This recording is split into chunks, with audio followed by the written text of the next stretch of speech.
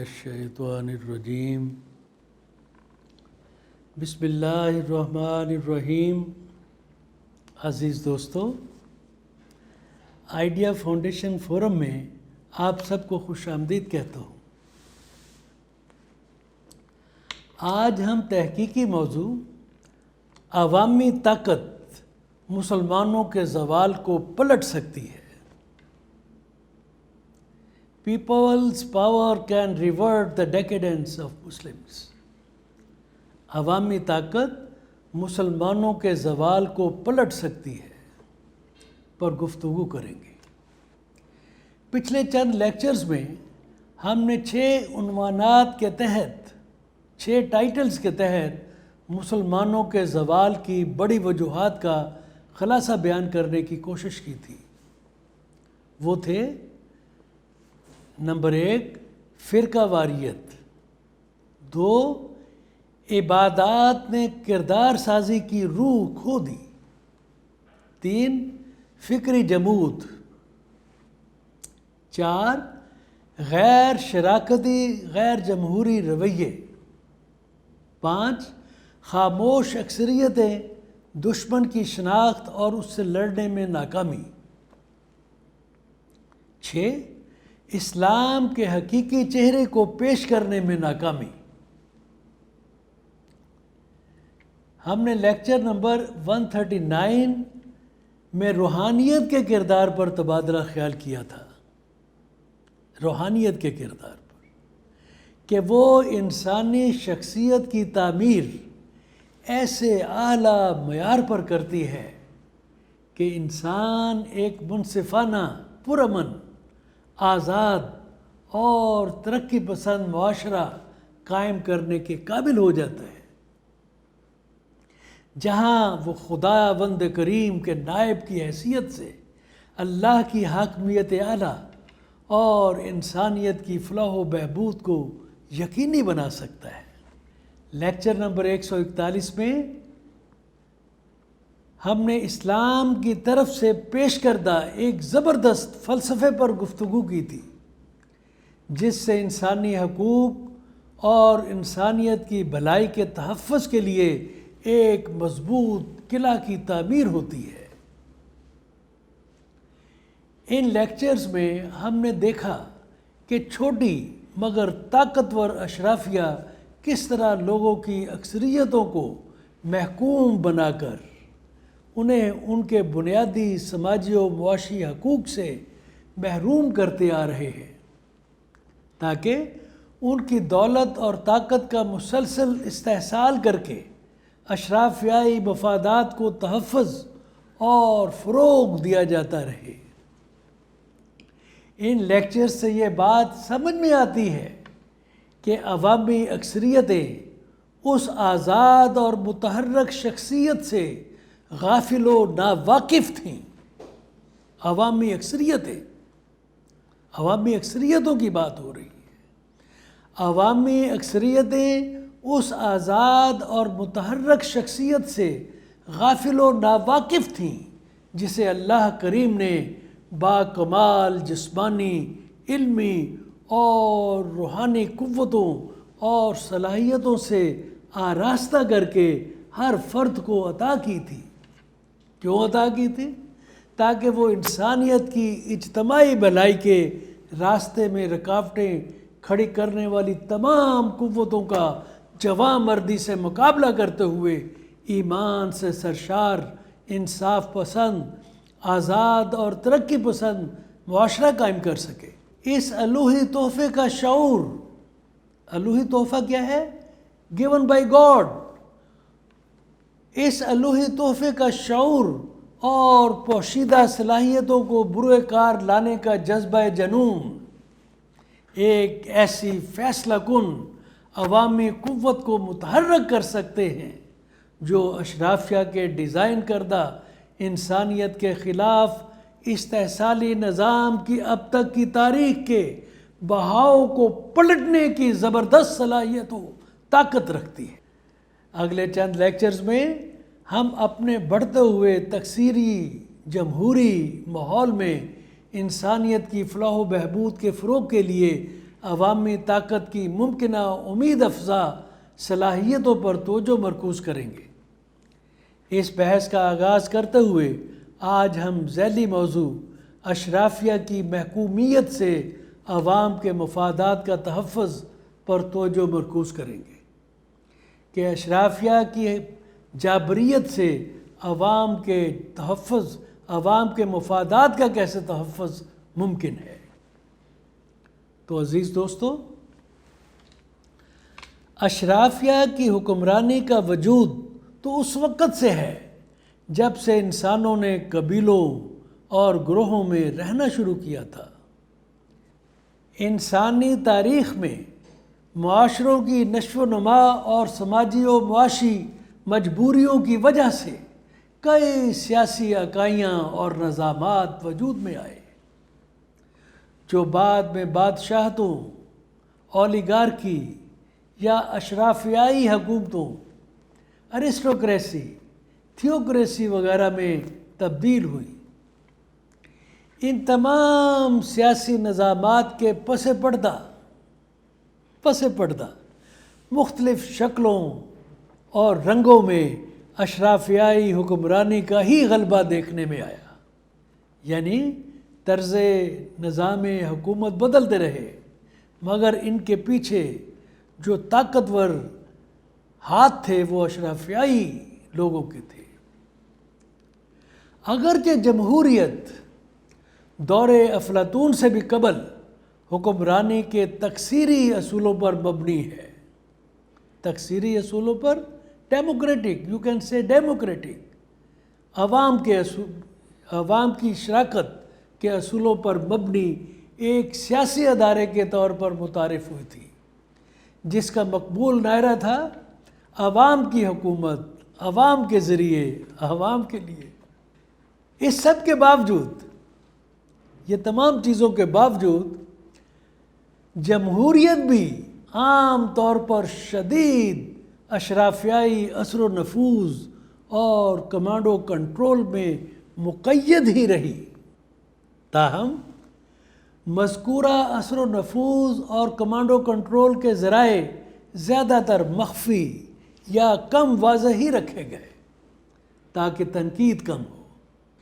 جمہوریت سمیت تمام حکومتی نظاموں میں اشرافیائی اقلیتوں کے اہم کردار کا تجزیہ کرتے ہوئے ایک اٹالین ماہر عمرانیات ولفریڈ پیریٹو نے سرکولیشن آف اشرافیہ کا نظریہ پیش کیا ہے اور یہ ثابت کیا کہ اقلیت ہمیشہ اکثریت پر غالب رہے گی اور تاریخ صرف ایک اشرافیہ سے دوسری اشرافیہ کی طرف منتقلی کی ایک کہانی ہے۔ Very interesting. 1911 میں جرمن نژاد اطالوی ماہر عمرانیات اٹالین رابرٹ مائیکل نے آئرن لا آف اولیگارکی پیش کر کے اس خیال کی تقویت میں مزید اضافہ کیا۔ یہ اولیگارکی یا اشرافیاتی نظام کی جو پریڈومیننس ہے اس کے بارے میں، جس میں کہا گیا ہے، اس آئرن لا آف اولیگارکی میں کہا گیا ہے کہ کسی بھی جمہوری حکومت یا بڑی تنظیم کے اندر ایک اشرافیہ یا اولیگارکی کی بالادستی حکومت یا تنظیم کی حکمت عملی اور تکنیکی ضرورت کے طور پر ناگزیر ہوتی ہے، ضروری ہوتی ہے۔ اس کے نزدیک، یعنی مائیکل کے نزدیک، کوئی ملک یا کوئی بڑی تنظیم خالصتاً براہ راست جمہوریت کے طور پر مستعدی سے کام نہیں کر سکتی، لہٰذا مؤثر اور مستعد فیصلہ سازی کی ضرورت کے پیش نظر ملک یا تنظیم کے اندر طاقت ایک چھوٹے سے گروپ منتخب یا غیر منتخب کو سونپی جاتی ہے، جو آخر کار اولیگارکی، لیڈرشپ کلاس، کچن کیبنٹ یا نظام کی بیوروکریسی میں بدل جاتا ہے۔ تاہم ایک اور ماہر عمرانیات ڈارسی کے لیچ اس مجبوری کی برائی پر تبصرہ کرتے ہوئے کہتے ہیں، جب بیوروکریسی جنم لیتی ہے تو طاقت کا ارتکاز ہوتا ہے، طاقت اکٹھی ہو جاتی ہے جو اقتدار کو کرپٹ کرتا ہے۔ یہ بڑی مشہور بات ہے۔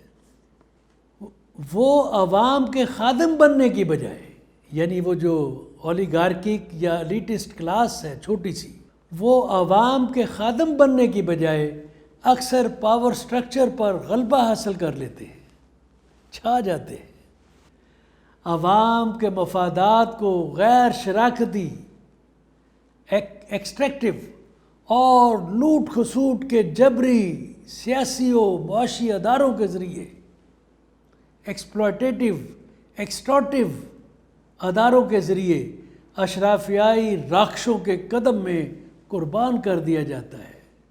یہ اشرافیائی راکش کون ہے؟ یہ الیٹسٹ مانسٹرز، الیٹسٹ دولت اکٹھی کر کر کے جب بہت بڑے ہو جاتے ہیں تو اس کو ہمارے عمرانیات کے لوگ ان کو الیٹسٹ مانسٹرز کا نام دیتے ہیں۔ تو عزیز دوستو، پچھلے لیکچر نمبر 141 میں ہم نے پیغمبرانہ مشن اور اشرافیہ کی ذہنیت کے درمیان موازنہ کیا ہے۔ پیغمبرانہ مشن ہر سطح پر ایمان، مساوات، انصاف، ترقی پسندی اور منصفانہ عمل و فہم کو فروغ دے کر انسانی معاشرے کی پائیدار فلاح و بہبود اور ترقی کو یقینی بنانے کے لیے افراد کے حقوق کو معاشرے کے اجتماعی مفاد کے ساتھ جڑے رہنے پر زور دیتا ہے، دونوں کو اکٹھا رکھتا ہے۔ جبکہ دوسری طرف تاریخ ہمیں بتاتی ہے کہ اشرافیت نے زیادہ تر فردی مفاد کو، یعنی ذاتی مفاد کو سماجی مفاد پر، اور مادی و جبریت کو ترقی پسندی، ارتقائیت اور روحانیت پر ترجیح دی ہے۔ ایسی اشرافیائی ذہنیت ہی انسانی مصائب کا سب سے بڑا سبب رہی ہے۔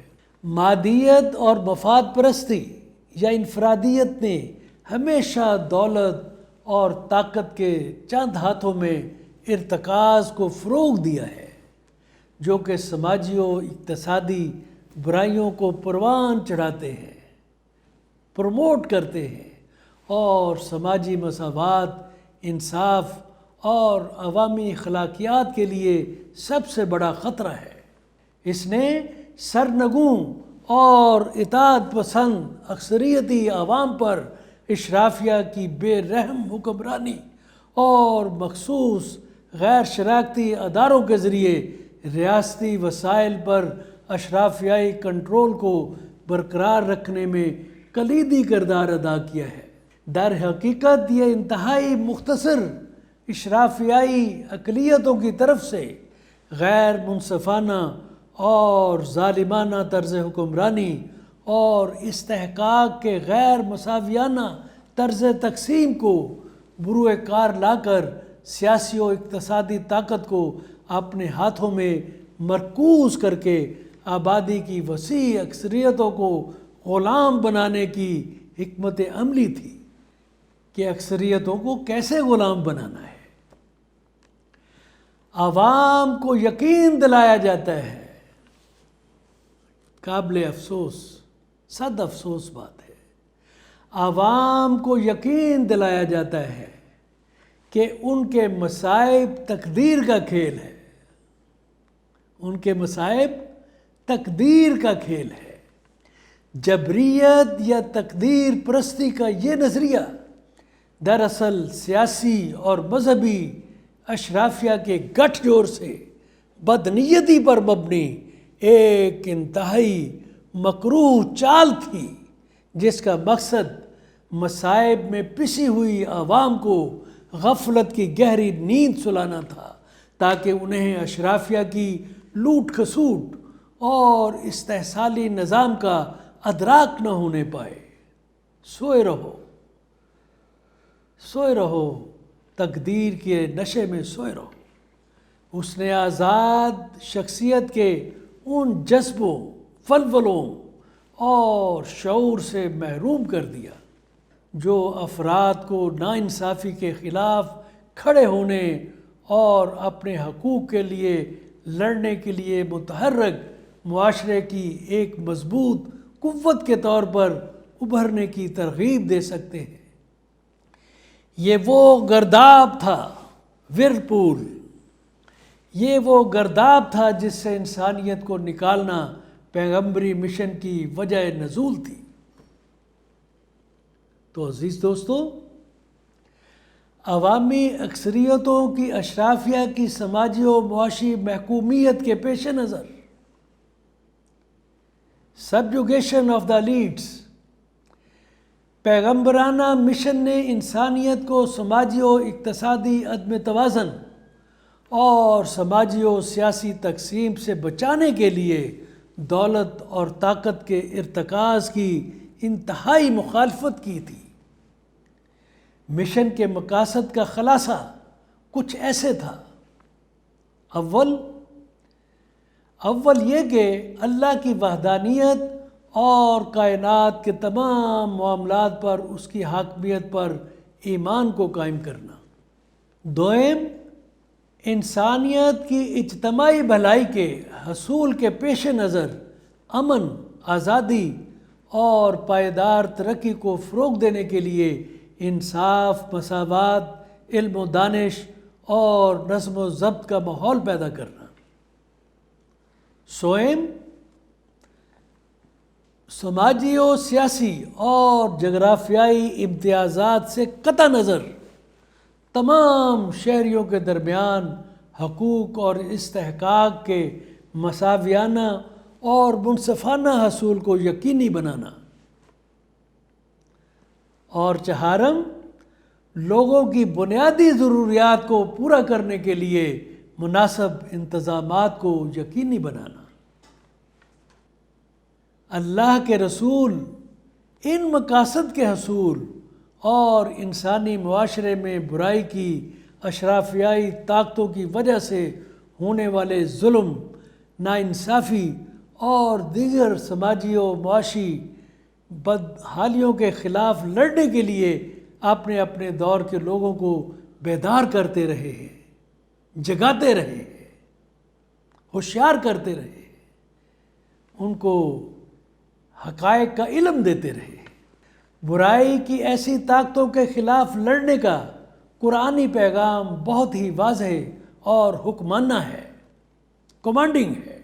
حضرت ابراہیم علیہ السلام اس پیغمبری مشن کے سرپرست ہیں جس سے یہودیت، عیسائیت اور اسلام کا تعلق ہے۔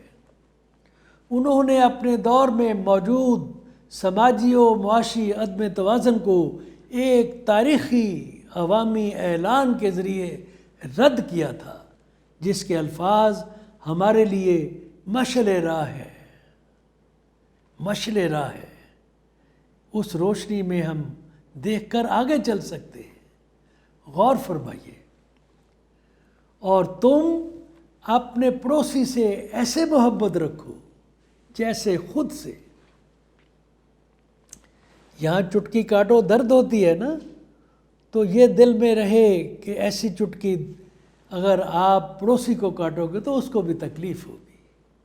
آپ بھوکے سوئیں گے تو تکلیف ہوگی، پڑوسی بھوکا سوئے گا تو اس کو بھی تکلیف ہوگی۔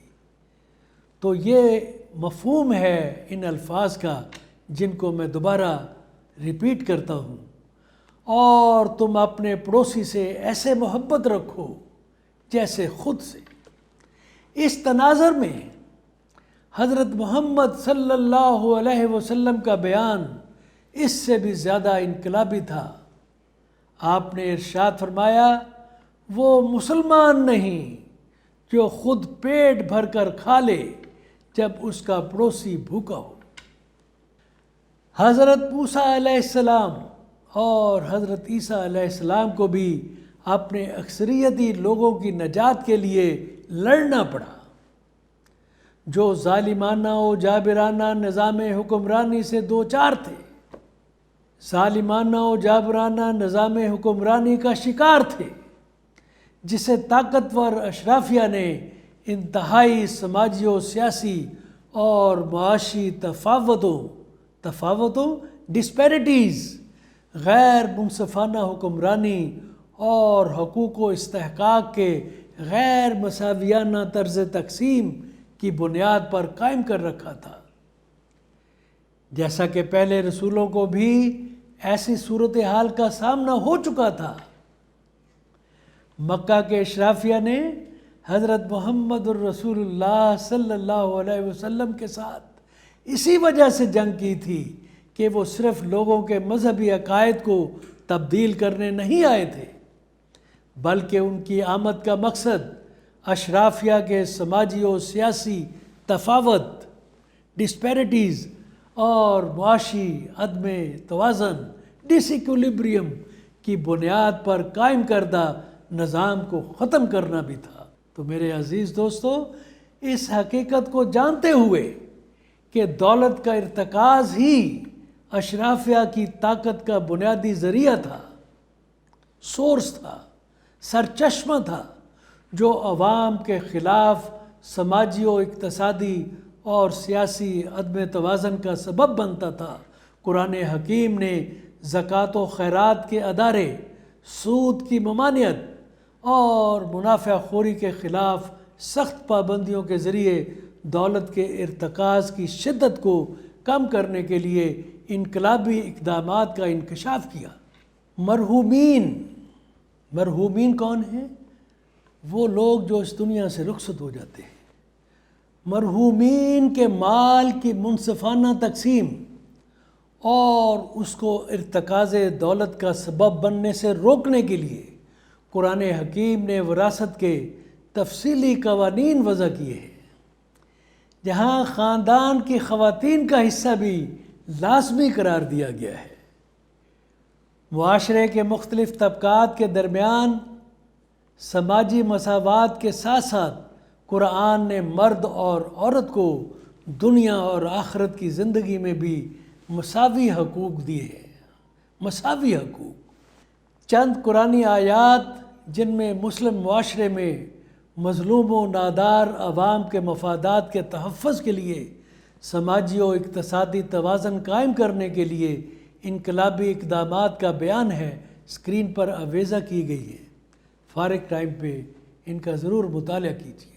تو عزیز دوستو، اشرافیائی اقلیتوں کی زیادتیوں کے خلاف مظلوم و نادار خاموش اکثریتوں کے مفادات کا تحفظ کرتے ہوئے سماجی و اقتصادی توازن کو یقینی بنانے کے لیے حضرت محمد صلی اللہ علیہ وسلم نے 632 عیسوی میں اپنے آخری حج کے دوران الوداعی خطبہ میں مذکورہ قرآنی پیغام کا خلاصہ ارشاد فرمایا، یعنی جو کچھ اس موضوع کے بارے میں قرآن مجید میں آیات تھیں اس کا خلاصہ بیان فرمایا۔ یہ انسانی حقوق کے تحفظ اور سماجی و اقتصادی توازن کے قیام کے لیے بنیادی اصول فراہم کرتا ہے، یہ خطبۃ الوداع۔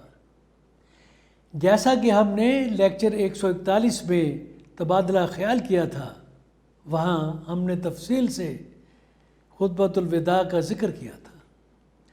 اگرچہ ان اصولوں کے سامنے 1215 عیسوی میں میگنا کارٹا کے ذریعے سے شروع کیے گئے انسانی حقوق کے پروٹوکول ماند پڑ جاتے ہیں، مگر پھر بھی انہیں، یعنی جو اسلامک پرنسپلز ہیں، انہیں نہ تو اقتدار کی پرامن منتقلی اور سماجی و اقتصادی انصاف، مساوات، امن اور ترقی کے لیے کسی قابل عمل قانونی فریم ورک میں ڈھالا جا سکا، اور نہ ہی اس مقصد کے حصول کے لیے مسلم دنیا میں کسی قابل تحسین عوامی تحریک کا مشاہدہ کیا جا سکا۔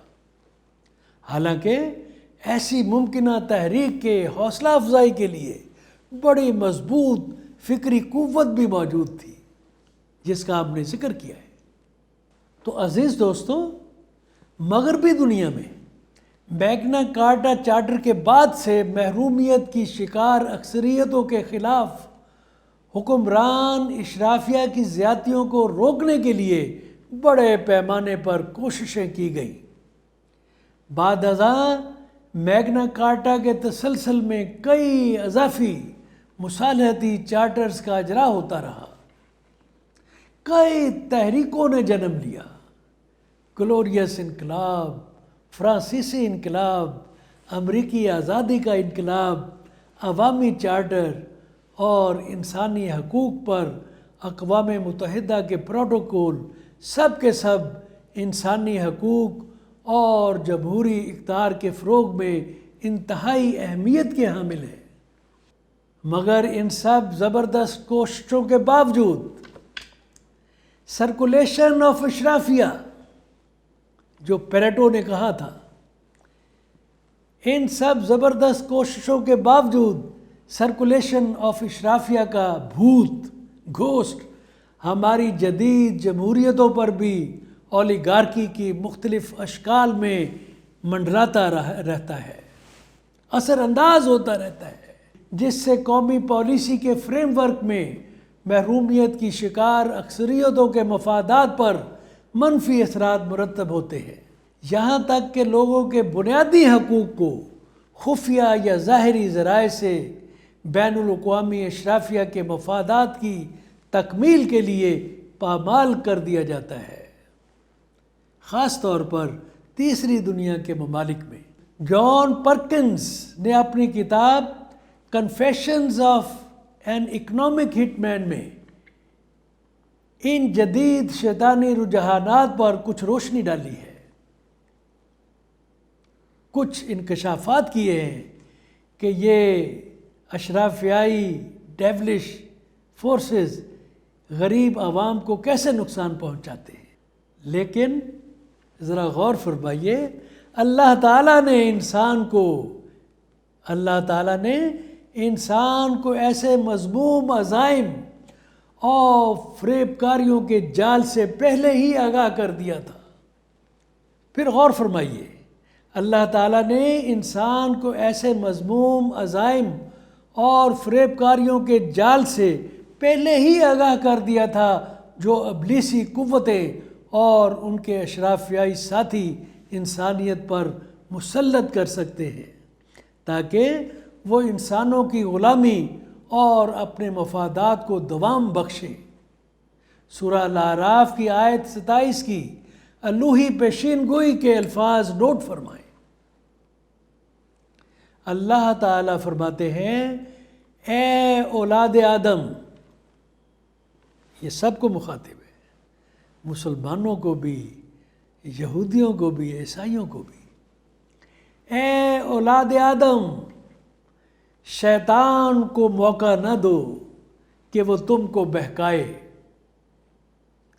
کیونکہ اس نے تمہارے والدین کو جنت سے نکلوایا تھا۔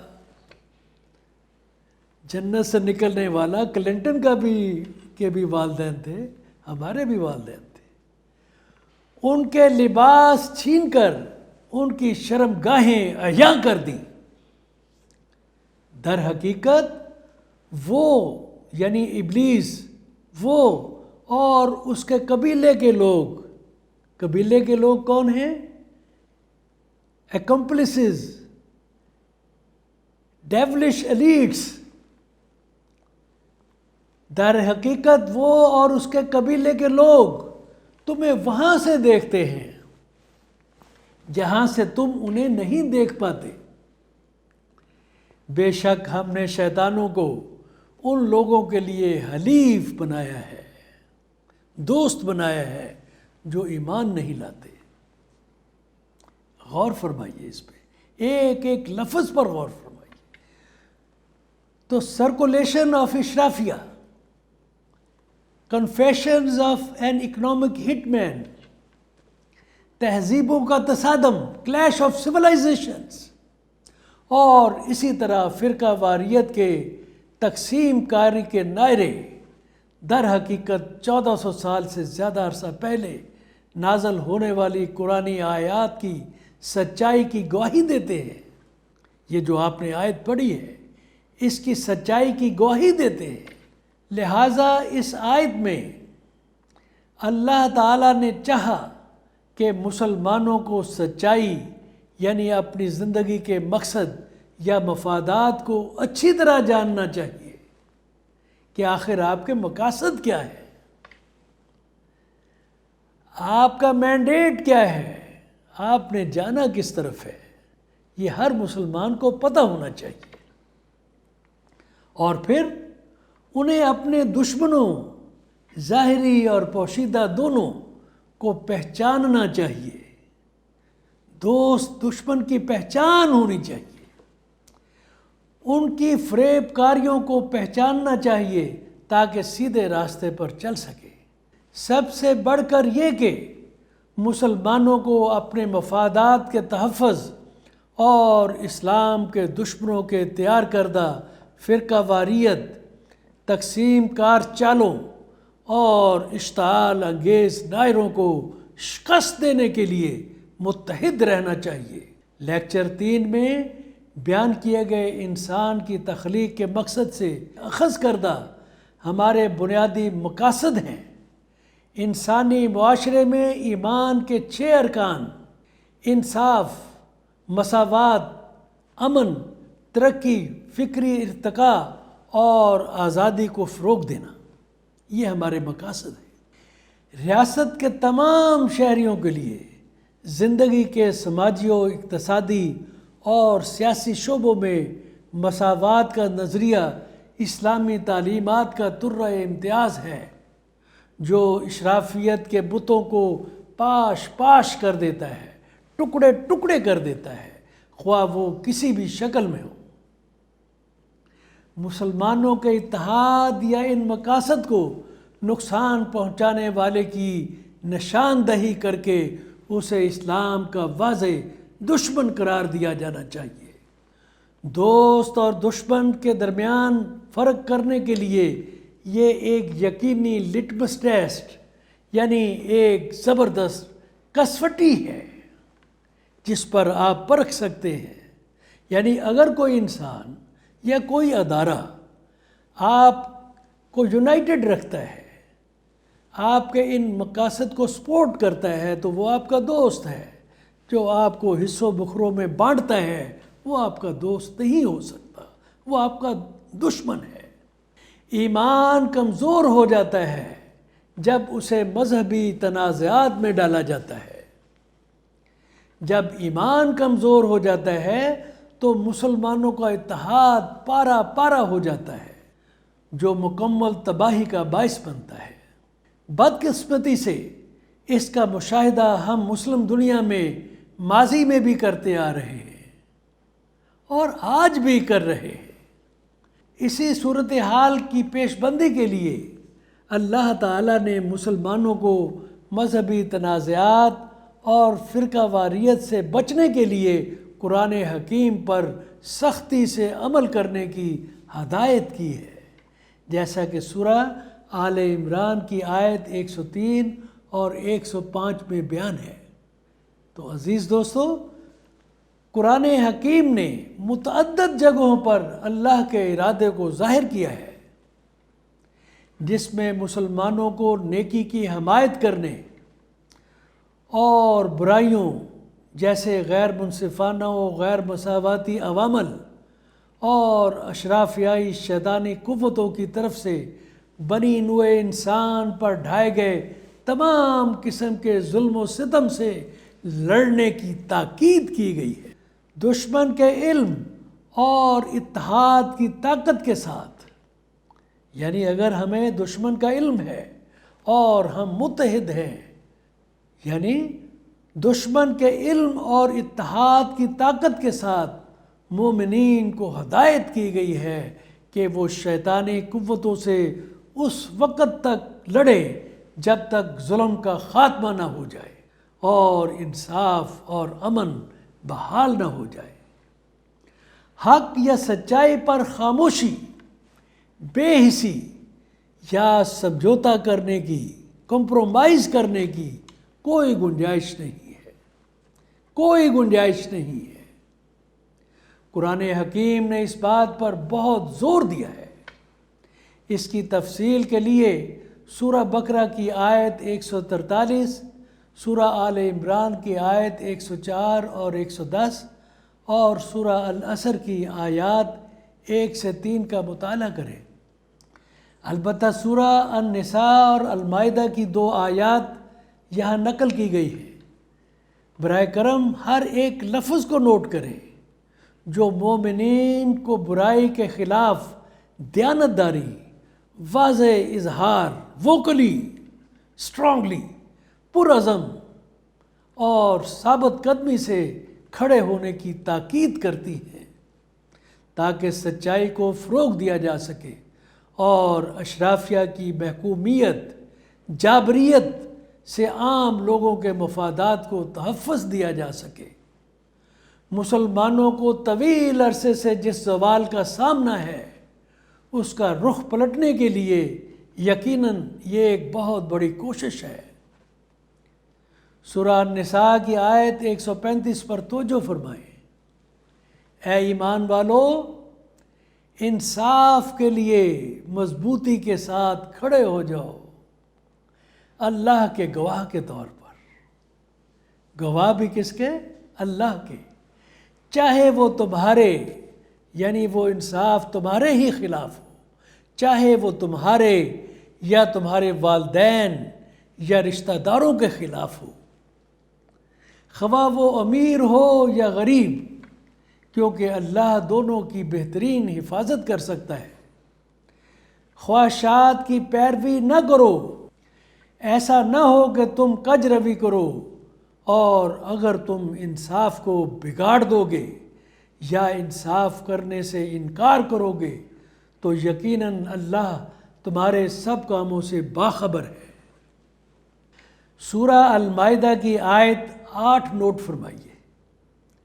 اے لوگو جو ایمان لائے ہو، اللہ کے لیے ثابت قدم رہو، انصاف پر گواہی دینے والے بنو، اور کسی قوم کی عداوت اور کسی قوم کی دشمنی تمہیں عدل سے باز نہ آنے دے۔